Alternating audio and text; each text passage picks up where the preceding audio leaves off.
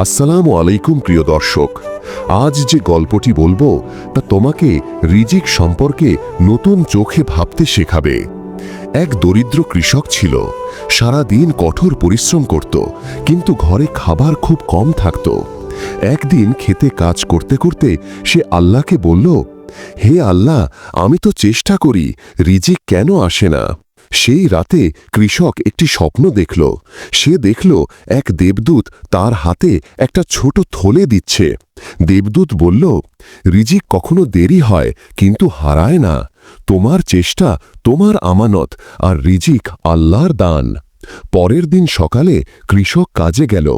অপরিচিত একজন লোক এসে তাকে কাজের ভালো অফার দিল।